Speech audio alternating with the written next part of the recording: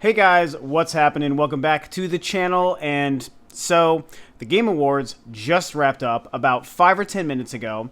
So of course I thought it was going to be pretty fun to sort of discuss the show, my thoughts and feelings. How do I feel about some of the awards? How do I feel about the presentation of as a whole? It's definitely kind of a big deal. What's really interesting is this year more than previous years, as the show has sort of improved and improved, people have been more involved and more excited and more, I guess, sort of considering the Game Awards as something that's fairly serious or credible. And whether or not it is, that can kind of be debated, but people have been treating it like it's kind of a big deal, which has been actually a lot of fun. I've actually enjoyed the hype leading up to it these past couple of weeks or so. And it was, only like 2 weeks ago or so that the Game of the Year nominees were even announced. I feel like last year there was a larger gap in time between when they first announced the show and talked about what the nominations were going to be and when the show actually happened. And this year it felt like it was real fast, but whatever, at this point it's just kind of cool that it actually happened and now it's over with. So I'm going to discuss, I guess, a couple of the, like I said, the awards, the nominees and the awards and how I feel about that. I will start off, preface the whole conversation with the awards. I actually thought were pretty cool. As a show, I enjoyed it a lot. Something that I was really paying attention to, leading up to it, and even today too, like in the hour building up to it, my girlfriend and I were getting, really kind of ready and excited, and we ordered some food, and, I was playing Splatoon while some of the pre-roll show was playing on my computer, and we were kind of watching that and discussing it. And then as it was getting ready to start, we got really, really amped and excited. And it just kind of made me realize how fun it is. It's really cool that we can actually have something like this for this hobby, for this entertainment medium that we all share and love and are passionate about, which is kind of something that was echoed on stage tonight too. I think that's really cool. And even seeing how the production is put together, this year was easily the best yet. Jeff Keighley has been working really hard to try to make this more and more reputable and credible and more serious and professional while still maintaining like that gamer kind of, I don't know, sort of community edge or humor. This year really didn't have any of that, but he's been trying to do it. And I think that, I think it's cool, it feels like everyone getting together to just celebrate gaming, in the same way that the Grammys do that for music and the Emmys do it for TV shows and soap operas. And of course the Oscars do it for film and many other different awards, the Golden Globes. Like it's both fans and artists within the respective industry getting together to celebrate it. And I think that's cool, man. Like, it just feels like a lot of fun. It really shouldn't be about picking sides and, I like this company and this company didn't get the respect I think this company should get and blah, blah, blah, blah, blah. Like, it doesn't feel like it should be that way. And, something like that may happen in future shows down the road and that might change the conversation. But for now, the way it's been presented the last year or two, it hasn't felt that way. It's just felt celebratory, and it's felt like everyone getting together. There's fairly equal representation all around, and, it's just a bunch of people getting together to say, hey, here's an award for this great game or this great whatever. And that's pretty cool. Tonight's performance, presentation, felt really cool. It was a lot of fun. It didn't have a whole bunch of glitz and glam and pomp and circumstance and all that, which I actually enjoyed. It was very stripped down. It was very simple. They said that they were stripping the show down. It was only 2 hours as opposed to 3 hours last year, which is pretty sweet, I think. It was like kind of the sweet spot sort of time, I think. There didn't feel like any fluff. There was a lot of premieres, like they talked about the world premieres and the new content and some new trailers. There were no huge surprises. That's probably the only real negative I have, is that there were no gigantic surprises or shocking moments like a lot of us thought or hoped for or expected, which is certainly too bad, but still the simple bare bones presentation was really cool. So overall, I enjoyed it. I wasn't about picking sides going into this. I just wanted to see a good gaming related presentation, and that's exactly what I got. My girlfriend and I both really, really enjoyed it, and it was cool to hear from a lot of different sides of the industry and different developers and see aspects of games I didn't understand. I didn't know that much about Her Story or Undertale or Life is Strange, and I learned a lot about those games tonight, and that's pretty damn cool. I think that that's something that Jeff and the showrunners are actually trying to accomplish, and that worked great. The only other kind of negative, I do have to bring this up, of course. I'm sure a lot of you are thinking the same thing. Not a lot of Nintendo presence tonight, and as a huge Nintendo fan, that is too bad. I don't think that, ruins the show, and I don't think that it was, the industry crapping on Nintendo, like I think some people may spin that. I think it's just the way it is. I would have liked more Nintendo stuff. We know Reggie was involved with the show a little bit, and it would have been nice to have a Nintendo surprise announcement or a game. Surprised that we didn't get any of that, but, it is what it is.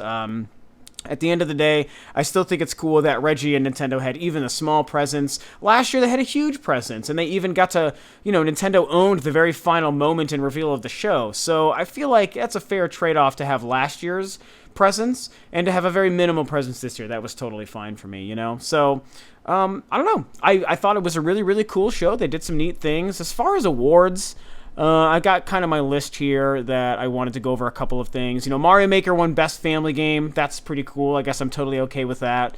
Mortal Kombat X winning Best Fighting Game. I totally agree, but I think it's also the only fighting game this year I played, but it was awesome. Splatoon won Best Multiplayer Game. That's really fantastic. I definitely can agree, even though I was a big fan of Halo 5, which was nominated. I didn't play Black Ops yet. I don't remember what else was nominated, but either way, it's pretty cool that Splatoon won. What else kind of felt important? They did esports player, esports teams. Don't really care about that. No Man's Sky winning most anticipated game. I'm so back and forth on this title because I do still have excitement for that game, and I do still believe that if they deliver on the vision that they've been talking about for that game, that it'll be phenomenal, and I'm actually very excited for that to exist.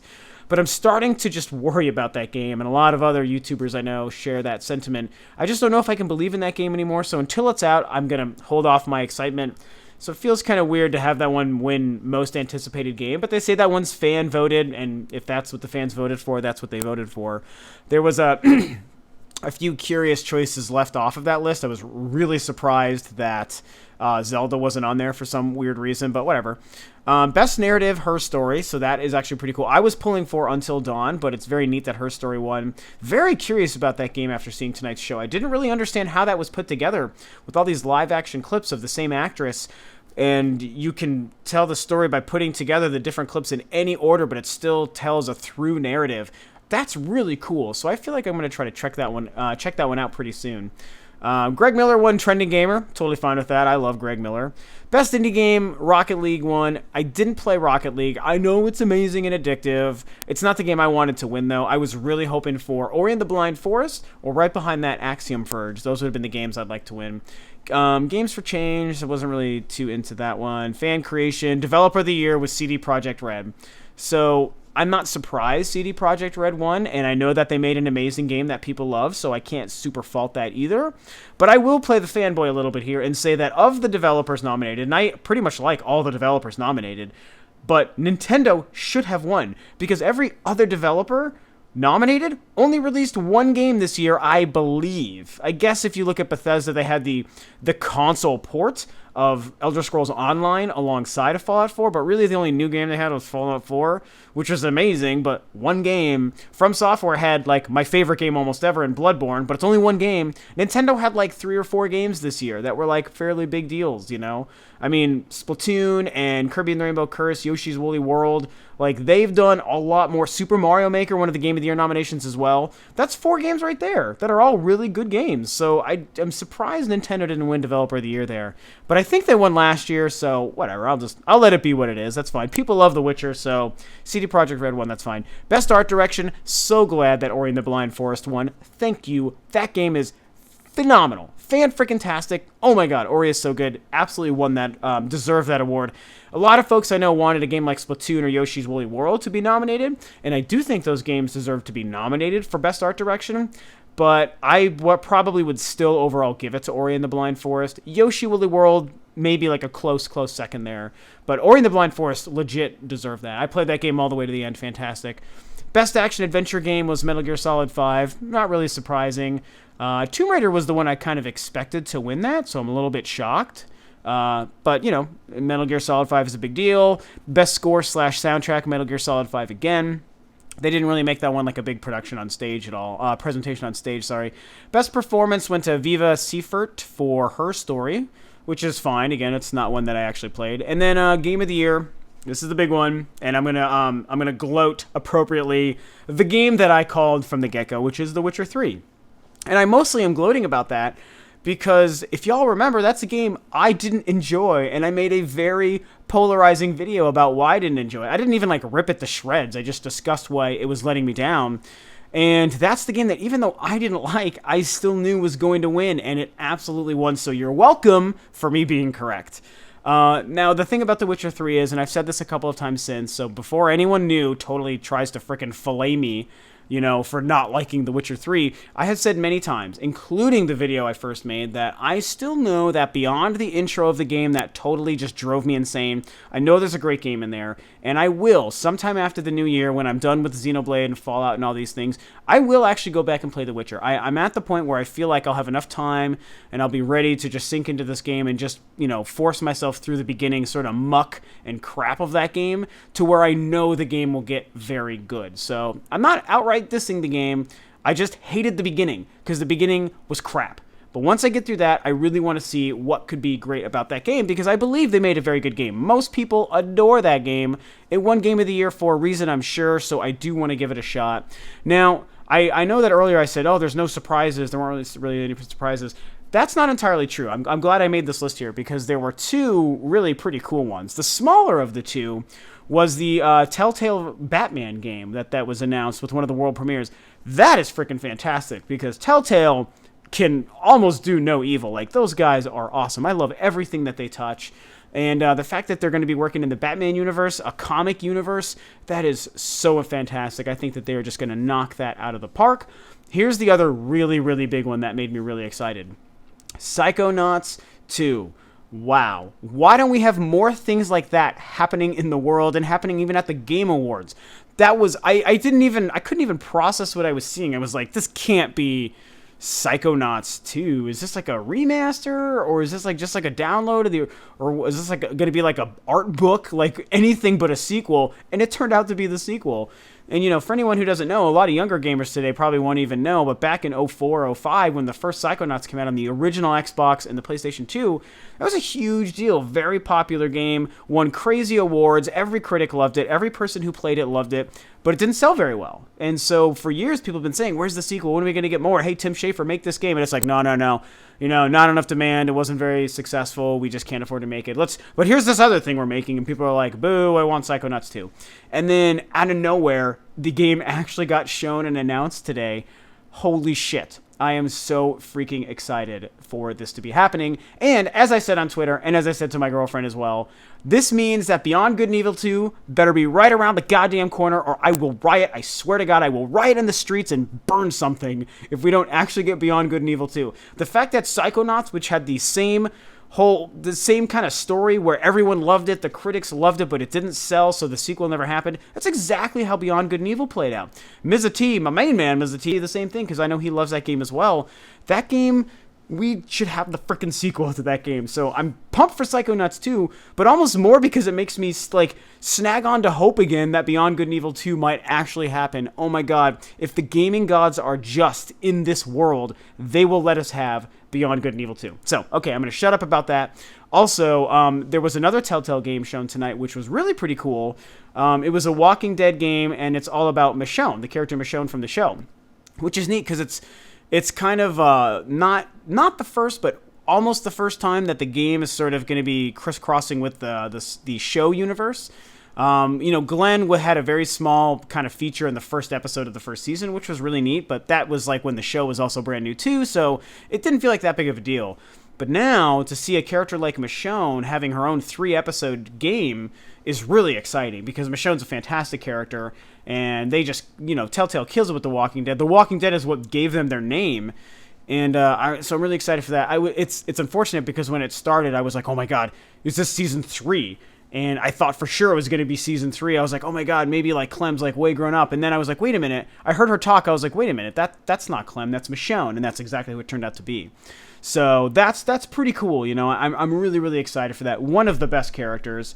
But seriously, give us season 3, Telltale. We need season 3. I need Clementine back in my life, or I will riot in the streets and burn something for a second time if you don't give us Clementine and a Walking Dead season 3. And I know you're working on it. The fact that this Michonne game is coming is kind of signs of that and proof of that. So give us that game, please. Season 3 has to be happening. The last game that I want to talk about real quick, I don't think anyone's going to be too excited for, but the Shadow Complex remaster, I thought is pretty neat, actually. I really wanted to play that game last generation. It's a game that is supposed to have been very heavily inspired by Metroid as far as the mechanics and the world exploration, and seeing that the remaster version of that's coming out, that's pretty cool. So hopefully they're working on something new, and this is just a tease for that. I think Chair is the name of the developer. So, that's just a game that I always wanted to play and never had a chance to, so I'm really glad that that's coming in a remaster form. I'll probably get that on the Xbox One, but it's cool that it's also crossing over to the other platforms. So, now, something else I wanted to bring up, of course, I needed to discuss this, is the tribute to Satoru Iwata. They told us beforehand that was going to happen. I'm really glad that they let us know to expect that. It was handled very well. Jeff got to talk about Iwata a little bit and the fact that he wants to put the show and the awards and everything aside for a couple of minutes to discuss the greatness of what he's done. They had this little music and photo montage, which almost made me want to cry like a little bitch. And then Reggie came out and gave this crazy speech, which was obviously a pre-written speech, but he gave this amazing speech about Iwata and what he's done and the relationship he had with him and what he's meant to gaming as a whole, not just Nintendo. He did talk about Nintendo, but he also talked about gaming as a whole and the influence that Iwata has had, which is a very real thing. He really did change all of gaming, not just his company. All of gaming has benefited from him being involved. And, Nia, the video game her, pointed out, too, on Twitter, how it looked like Reggie even had tears in his eyes, like he wanted to cry. And that might have been true, man. It was very powerful. It was a very moving moment, and it's hard to realize that we lost him. And I think it sucks, but it was nice to get that little tribute moment. And then Ben Harper, who's somebody who I hate, actually had a really great musical tribute too. He played a nice song, sounded great, so that was really cool too. I guess that's really it. Overall feelings, like I said in the beginning, I'll just echo those one more time. I liked the show. I liked the slimmed down version. I enjoyed it a lot last year too. It was a little more chaotic and a little less organized last year, but there was a lot of content, a lot of surprises and reveals, and I thought that was really cool. But they've definitely fine-tuned the Game Awards machine show this year, and I enjoyed it. Like I said, I know some people are just going to be mad about, I don't know, their favorite game wasn't talked about this many times, and their favorite company wasn't talked about that many times, and I know everyone has tunnel vision. It's like, it's the thing that I want in the show or it's crap. And people do that a lot. I can't look at it that way. To me, it was the idea of what the show was that made me so happy with it. Because it just was, as I've said way too many times, a celebration of gaming and a celebration of the artists, and a celebration of titles and the actors and the people involved and the gamers who enjoy them and everything about the hobby that we love. Like, what's wrong with that? Everyone got together. It wasn't about enemies. It was about everyone's friends, Reggie and Sean Layden can take the stage, and it's like everyone's equals, man. It's not about our companies are better than your companies. You're not doing what we should be doing, blah, blah, blah, blah, blah. Like, none of that shit was there. It's not about that. So people on Twitter and on YouTube and on the internet are going to make it about that, but I don't really see it that way. I thought it was just a fun show for 2 hours, man. I saw a bunch of cool gaming stuff, saw some awards, heard from Reggie, a sad Iwata tribute. Jeff Keighley, I think, is doing a great thing. I admire the work and appreciate the work that he's putting into doing this, and I think he realizes that it's a smart thing. And it could be something that's like one of the baby steps to making the video gaming industry and hobby be taken even that more seriously by people outside of it down the road. So 5 or 10 years, the gaming industry may be viewed entirely differently, and this could be seen, the fact that these award shows even are being put together at all, could be seen as some of the baby steps to getting to that point. So maybe not. It's just a theory. But I don't know. I guess I'll just wrap it up there, you guys. I mean, I thought it was really cool. I do want to hear what you guys have to say. I do wish there was more Nintendo stuff. It's a shame Nintendo didn't have much of a presence. Reggie got to accept the award for Splatoon, and that's great. Splatoon won a great award. Mario Maker won an award. That's really the most they had this year. I mean, I couldn't have imagined a world where Kirby or Yoshi would win an award, sorry. Maybe if they had Best Platformer, why isn't that a category? What the fuck? Anyway. So, I would have liked to see more Nintendo. It sucks that they weren't, didn't have as big of a presence, but that's okay, There's a whole nother year next year. So it's not like this was the last time we're ever going to see the Game Awards, and if it didn't happen this year, then it's never going to happen. So, yeah, that's it. I don't know. I enjoyed the show. What did you guys think? Did you like a lot of the winners? Did you like the presentation? Did you hate it outright? What did you think of the Iwata tribute? What do you think about Witcher 3 winning Game of the Year or any other awards? Talk about all that good stuff. How about that Psychonauts 2? Holy shit. Never saw that coming in a million years. So that's it. I thought it was a great show. Share your guys' thoughts below. Thanks for tuning in. This is Rob of Rule to Review, and I'll catch you guys next time on another video.